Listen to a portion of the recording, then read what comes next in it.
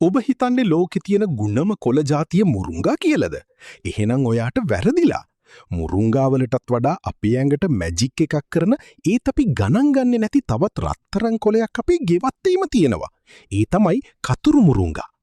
සාමාන්‍යයෙන් අපි කතුරු මුරුංගා කන්නේ කලාතුරකින් වුණත් මේකේ තියෙන ගුණය ඇහුවොත් ඔයා අදම මේව හොයාගෙන කයි. කතුරු මුරුංගා කියන්නේ කැල්සියම් ගබඩාවක්. වයසට යද්දි හැදෙන හන්දිපත්‍රු දාවට අස්ථි දියවීමට කතුරු මුරුංගා කියන්නේ දිව්‍ය ඔෂුවක්. ඒ විතරක් නෙවෙයි මේකේ තියෙන විටමින් E නිසා ඇස්පෙනීම දුර්වලායට මේක තරම් හොඳ බෙහෙතක් තවත් නැහැ.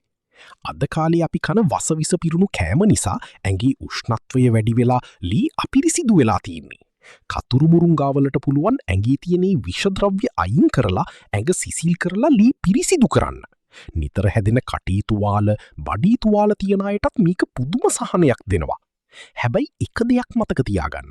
කතුරු මුරුංගා ගොඩක් වෙලා ලිපේ තියලා ඉවොත් මේ ගුණ ඔක්කොම විනාශ වෙනවා. ඒ නිසා මැල්ලුමක් විදියට හරි කිරට හදලා හරි ඉක්මනින් ලිපෙන් බාගන්න. අපේ පැරණි අය නිරෝගීව හිටියේ මේ වගේ දේවල් කාපු නිසයි. මේ වටිනා පණිවිඩය ඔබේ ආදරණීයන්ගේ නිරෝගීකම වෙනුවෙන් දැන්ම ෂෙයා කරන්න. අදම මේ ගුණදායක කතුරු මුරුංගා ඔබේ කෑම මීසයටත් එකතු කරගන්න.